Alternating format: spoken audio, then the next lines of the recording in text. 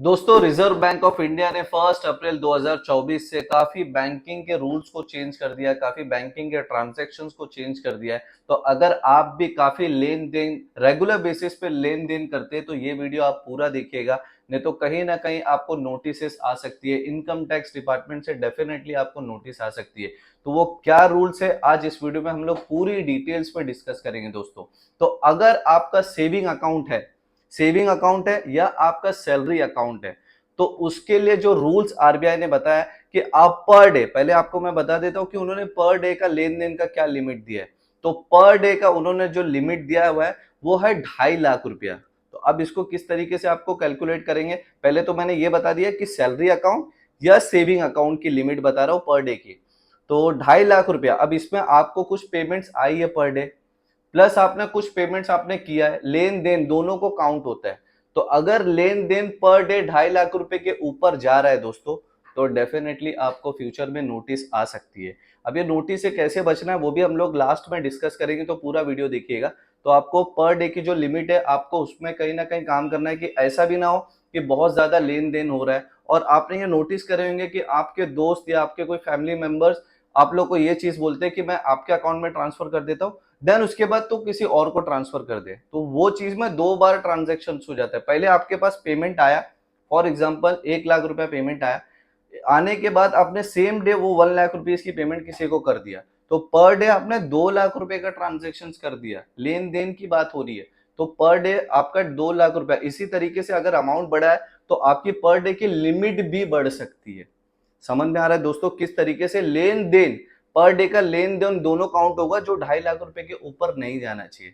Then अगर आप पूरे साल में लेन देन करते हैं, किसमें, सेविंग अकाउंट में और सैलरी अकाउंट में, पूरे साल का लेन देन की लिमिट आरबीआई ने बताया कि 10 लाख रुपए से आप ज्यादा नहीं कर सकते। जो लेन देन की लिमिट है वो फर्स्ट डे के हिसाब से है, मतलब लिमिट तो 10 लाख रुपया है इसमें साल भर में, लेकिन वही कि आपके पास पेमेंट आया और आपने किसी को पेमेंट्स किया है, तो वो 10 लाख रुपए के ऊपर नहीं जाना चाहिए। अगर वो 10 लाख रुपए के ऊपर चले गए दोस्तों तो डेफिनेटली आपको नोटिस आ जाएगी, 100% आपको नोटिस आ जाएगी। क्योंकि अभी क्या करने लगे बैंक, बैंक को आरबीआई ने इंस्ट्रक्ट किया है कि जो भी ये लिमिट क्रॉस करता है उसकी डिटेल्स आरबीआई को भेजी जाए। तो देखिए आप लोग कोई ट्रांजेक्शन में आप लोग को क्या करती है, बैंक आपसे पैन कार्ड लेती है, तो पैन कार्ड वो अगर इस तरीके का कोई ट्रांजेक्शन कर रहा है जो लिमिट पार कर रहा है, तो वो आरबीआई को, वो बैंक जो भी आपकी बैंक है वो आरबीआई को डिटेल्स भेजती है। देन वो details RBI income tax department में भेजता है। फिर इनकम टैक्स डिपार्टमेंट ये देखता है कि आपने उस पर्टिकुलर ट्रांजेक्शन जो भी किया है और उस साल का क्या आपने रिटर्न फाइल किया है, आईटीआर जो रिटर्न फाइल किया है। अगर नहीं फाइल किया रहेगा तो डेफिनेटली आपको नोटिस इनकम टैक्स डिपार्टमेंट से आपको रिसीव हो जाएगी दोस्तों। अब ये क्या मैंने बताया, सेविंग अकाउंट को बता दिया दोस्तों, और आपको सैलरी अकाउंट को बता दिया कि पर डे की लिमिट क्या है और सालाना लिमिट क्या है कि पूरे साल में आपको कितना लिमिट है। देन अब मैं आपको बता देता हूं कि करंट अकाउंट की क्या लिमिट है। अब आप लोग सोचेंगे कि सर करंट अकाउंट में कोई लिमिट होती नहीं है, वो तो कितना भी ट्रांजैक्शन कर सकते हैं। तो आजकल इंडिविजुअल करंट अकाउंट भी बहुत सारे ओपन हो रहे हैं। तो इंडिविजुअल करंट अकाउंट की जो सालाना लिमिट रखा है वो है 50 लाख रुपया लिमिट है। अगर उससे ज्यादा का अगर लेन देन कर रहे हो दोस्तों तो डेफिनेटली आपको फ्यूचर में नोटिस आ सकती है। तो आपको मैंने इंडिविजुअल करंट अकाउंट का भी बता दिया। और एक चीज अभी इसमें आगे बढ़ने से पहले एक चीज और क्लियर कर देता हूं कि अभी देखिए आपके सेविंग बैंक में बहुत सारे पैसे पड़े होते हैं, तो उसमें अगर आपका इंटरेस्ट जनरेट हो रहा है, इंटरेस्ट अगर 10,000 रुपए से ज्यादा जनरेट हो रहा है, तो आप बैंक क्या करेगी, उस पे इंटरेस्ट पे टीडीएस के डिडक्शंस करती है 194 ए के अकॉर्डिंग। और वो टीडीएस क्या करती है, बैंक वो आपके पैन कार्ड पे डिपॉजिट कर देती है। तो जब भी आप इनकम टैक्स का रिटर्न फाइल करने जाएंगे और अगर आपकी इनकम बेसिक एग्जाम्पशन लिमिट के अंदर है, जो 5 लाख रुपया है उसके अंदर है, तो उसको आपको रिफंड मिल जाता है। फिर भी अगर बेसिक एग्जाम्पशन के अंदर लिमिट में है तो आपको क्या करना है कि बैंक वो टीडीएस का डिडक्शंस ना करे, तो उस केस में आपको 15G 15H का फॉर्म फिल करना पड़ता है। अगर इससे रिलेटेड आपको इन्फॉर्मेशन चाहिए तो आप मेरे को कमेंट करिएगा कि आपके जो जो भी आपने एफडी या कोई भी आपको इंटरेस्ट जनरेट हो रहा है बैंक से, अगर उस पर आपको टीडीएस के डिडक्शंस नहीं करवाना है तो कौन सा फॉर्म फिल करना है, किस तरीके से आपको बैंक को एप्लीकेशन करना है, तो उस पर हम सेपरेटली वीडियो में देखेंगे। इस वीडियो में यही देखेंगे जो आरबीआई ने जो नए रूल्स लेके आया है, जो खाता धारक को जो लिमिट बताया, वो लिमिट के बारे में हम लोग डिस्कस करेंगे दोस्तों। तो जैसे ही मैंने आपको बता दिया सेविंग बैंक का हो गया, एंड उसके बाद सैलरी अकाउंट का हो गया, और उसके बाद करंट अकाउंट का। करंट अकाउंट में कौन सा है? इंडिविजुअल करंट अकाउंट, उसकी भी 50 लाख की लिमिट दी हुआ है सालाना। उसके ऊपर अगर जाते हो तो आपको नोटिस आएगा, अगर आपने इनकम टैक्स का रिटर्न फाइल नहीं किया है तो। अगर फाइल किया है तो कोई बात नहीं है दोस्तों। अब इसके बाद मैं आपको बता देता हूं, क्रेडिट कार्ड से, क्रेडिट कार्ड पे भी उन्होंने एक लिमिट लगाया हुआ है कि अगर आपने साल भर के अंदर क्रेडिट कार्ड से 1 लाख रुपए का कैश विड्रॉ किया है। अब आप सोचेंगे कैश विड्रॉ 1 लाख रुपया पूरे साल भर में, देखिए बहुत सारे ऐसे लोग हैं जो क्रेडिट कार्ड से कैश विड्रॉ भी कर लेते हैं। वैसे बहुत कम लोग करते हैं, लेकिन बहुत सारे ऐसे लोग हैं जो उनके कभी कभी कुछ मजबूरियां होती है, जो वो क्रेडिट कार्ड से वो विड्रॉ कर लेते हैं। तो उस पे भी अब आरबीआई ने एक, बोलते हैं ना, लिमिट लगा दिया है कि साल भर में अगर आपने 1 लाख रुपए से ज्यादा कैश का विड्रॉ किया तो आपको डेफिनेटली नोटिस आ सकता है।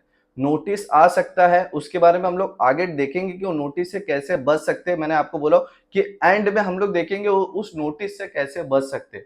तो आप कोशिश करिएगा कि साल भर में अगर आपको क्रेडिट कार्ड से विड्रॉल करना है तो वो 1 लाख की लिमिट क्रॉस ना हो।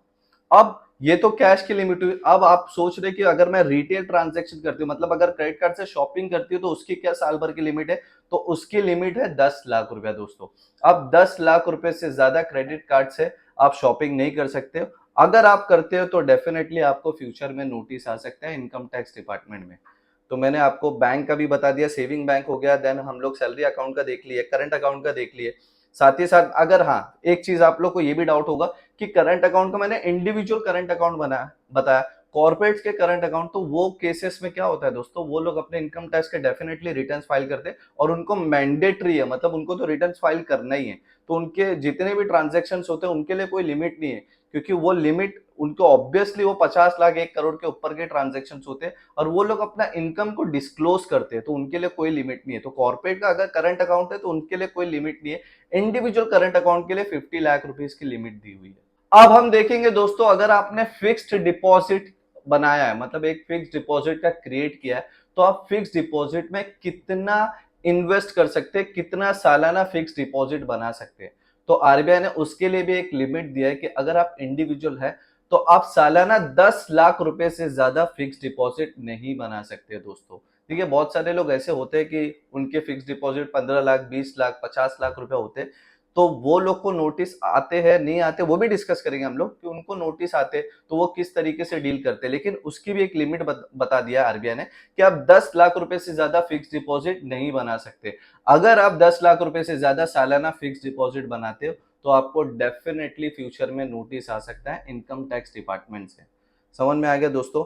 अब देखिए उसमें से कोई बहुत ज्यादा लोग शाणे होते हैं कि अरे मैं एक काम करता हूँ, एक मैं ना 10 बैंक में अकाउंट ओपन कर लेता हूँ, तो एक बैंक में 1 लाख, दो बैंक में, दूसरे बैंक में 2 लाख का ट्रांजेक्शन करता हो, तो वो चीजें लोगों को शायद पता नहीं चलेगा। तो देखिए दोस्तों, आपका जो अकाउंट ओपन होता है वो आपको भी बेहतर पता है, आपके पैन बेस्ड अकाउंट ओपन होता है। तो आपने पैन कार्ड, आपके ही अकाउंट है तो पैन कार्ड नंबर भी आपका सेम है, तो आप जितना भी ट्रांजेक्शन कोई भी मल्टीपल बैंक्स में कर रहे हो, काउंट वो सेम डे का ही होगा। तो आप जहां भी जितना भी ट्रांजेक्शन आप बोलेंगे मैं 50 इसमें करता हूँ, 50 इसमें करता हूँ, 50 इसमें करता हूँ, लिमिट क्रॉस करता हूँ, तो ऐसा नहीं है। आप कहीं भी किसी से बच नहीं सकते दोस्तों, क्योंकि अभी पैन बेस्ड हो गया है। आपके पैन कार्ड से उस प्रतिदिन, उस प्रति वर्ष कितने ट्रांजेक्शन हुए, अब इनकम टैक्स डिपार्टमेंट को, आरबीआई को सब पता है दोस्तों।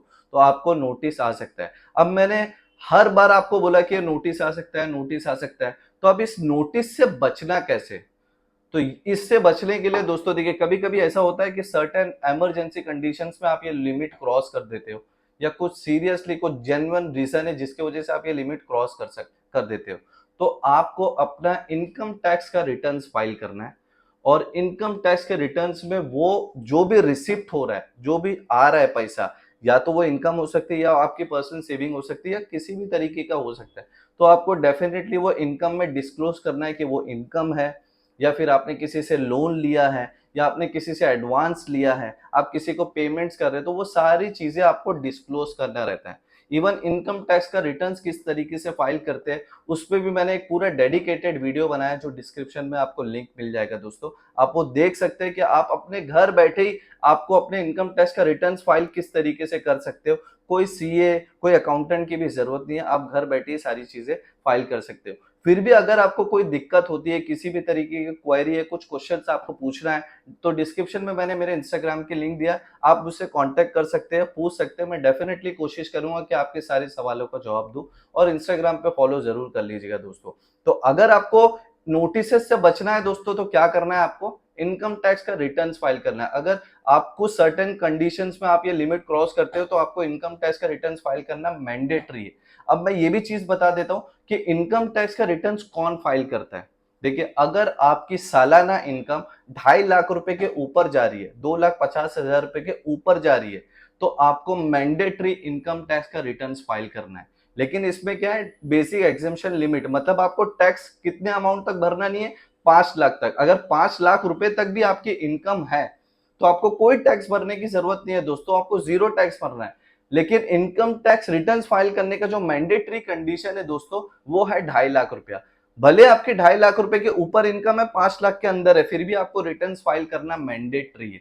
तो ये जो लिमिट है ना, ये लिमिट उसी से कहीं ना कहीं एसोसिएट है कि आप जैसे जैसे पर डे की लिमिट 2.5 लाख रुपए का आप ऊपर करते हो, तो आपको नोटिस आ सकती है। ये क्यों आरबीआई ने बोला, क्योंकि अब आपको income tax returns mandatory file करना पड़ेगा। आज सालाना आपके पास 10 लाख रुपया आ रहा है, तो वो कहां से आ रहा है, अब आपको डिस्क्लोज करना पड़ेगा वो पैसा कहां से आ रहा है, फिर वो आप पैसा कहां पे खर्चा कर रहे हो। पैसा तो आ रहा है ना, डेफिनेटली इनकम तो हो रहा है ना। आरबीआई ये नहीं पूछेगी आप खर्चा कहां कर रहे हो, लेकिन पैसा तो आ रहा है। तो आपका लेन देन 10 लाख रुपए के ऊपर हो रहा है, तो आरबीआई को कहीं ना कहीं डाउट जाता है कि इसको कहीं ना कहीं से इनकम आ रही है, और ये रिटर्न्स फाइल नहीं कर रहा है, इसके वजह से यहाँ पे लिमिट लगा दी। अब आपने 10 लाख रुपए का एफडी क्रिएट कर दिया, 10 लाख रुपए के ऊपर कर दिया, तो आरबीआई तो ये सोचता है कि इसके पास इतना पैसा कहां से आया, 10 लाख रुपया। तो ये इनकम कमा रहा है, लेकिन डिस्क्लोज नहीं कर रहा है, ये रिटर्न्स फाइल नहीं कर रहा है। तो उस कंडीशन में आपको रिटर्न्स फाइल करना मैंडेटरी होगा। तो ये जो सारी लिमिट्स है ना, वो आपके इनकम के अकॉर्डिंग सेट किया है। और ये लिमिट कब से एप्लीकेबल है, 1 अप्रैल 2024 से एप्लीकेबल हो चुकी है। इस पे काफी पहले से मैं वीडियो बनाने की कोशिश कर रहा था दोस्तों, लेकिन मुझे ही टॉपिक सोचना रहता है, मुझे ही पूरा स्क्रिप्ट बनाना रहता है, वीडियो शूट करना रहता है, एडिट करना रहता है, फिर उसको अपलोड करना रहता है, पूरा सब सारी चीजें मैं ही करता हूँ। तो उसमें कभी कभी कुछ ना कुछ टॉपिक यहाँ वहां छूट जाते हैं, तो अचानक मुझे याद आया, तो मैं वही सोचा कि सबसे पहले ये वीडियो मैं अपलोड करता हूँ दोस्तों आप लोगों के लिए। तो अगर फिर भी इससे रिलेटेड आपको कोई रूल से रिलेटेड कोई डाउट्स है, मैंने आपको बोला ही है कि आप मुझसे इंस्टाग्राम पे पूछ सकते हैं, या आप कमेंट भी कर सकते हैं दोस्तों, मैं हर कमेंट का रिप्लाई करता हूँ, आप लोग कमेंट में भी पूछ सकते हैं मुझसे। तो यहाँ पे मैं वीडियो फिनिश करता हूँ दोस्तों। वीडियो फिनिश करने से पहले एक रिक्वेस्ट जरूर करूंगा कि अगर फर्स्ट टाइम आप मेरा ये वीडियो देख रहे हैं, तो प्लीज मेरे चैनल को सब्सक्राइब करिएगा। मैं इसी तरीके से गवर्नमेंट के जो रजिस्ट्रेशन है, फिर गवर्नमेंट की स्कीम्स हो गया, बिजनेस आइडियाज पे अपने चैनल पे वीडियो बनाते रहता हूँ। तो प्लीज चैनल को सब्सक्राइब करिएगा। मिलते हैं नेक्स्ट वीडियो में, बाय, टेक केयर।